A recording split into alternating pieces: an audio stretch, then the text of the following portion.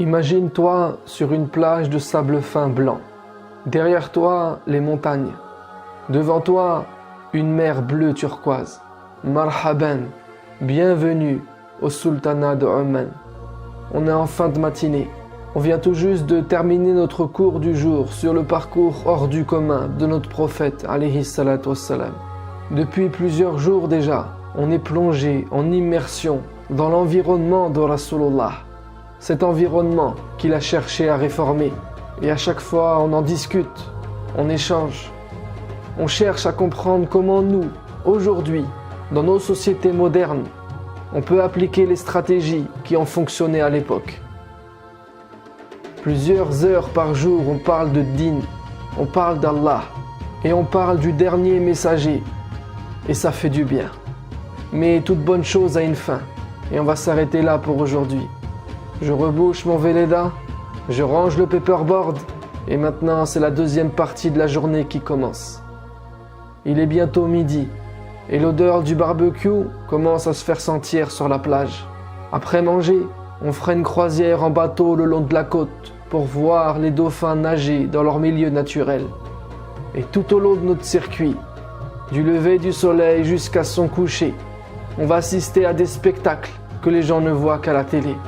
Tout ce que je te décris là, tout ce que tu vois à l'écran, ce sont des moments que je te propose qu'on partage ensemble, à Oman, pour mon prochain voyage. Au moment où le froid s'installera en France, nous, on s'envolera pour prolonger le beau temps, se dépayser et évoluer spirituellement. Cette destination n'est pas très prisée des touristes, pourtant c'est la meilleure de tous mes voyages.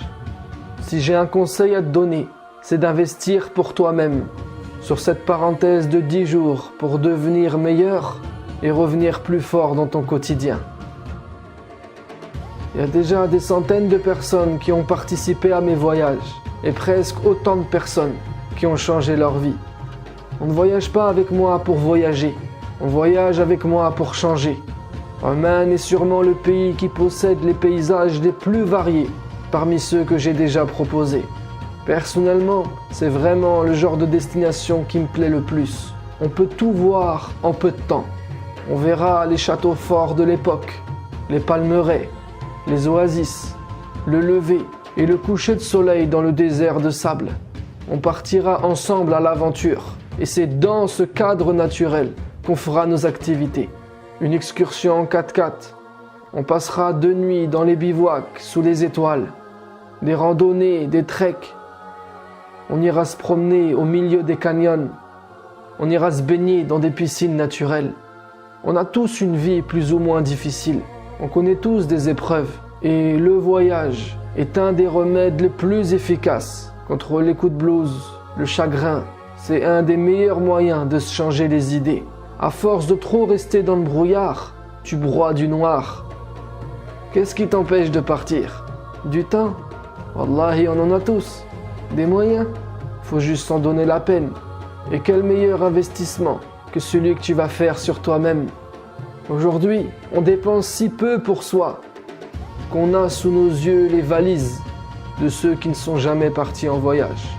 Notre cœur a des envies d'ailleurs. Il faut le faire voyager si on veut que le corps soit bien. Quand tu ressasses, tu oublies. Mais quand tu voyages, ça te rappelle tous les bienfaits de ton quotidien. Et comment tu peux être heureux avec. En fait, chaque voyage devrait être une nouvelle naissance. Lorsque la vie se transforme en cauchemar, voyage pour revenir avec des rêves. On sait souvent ce que l'on fuit, mais pas toujours ce que l'on cherche.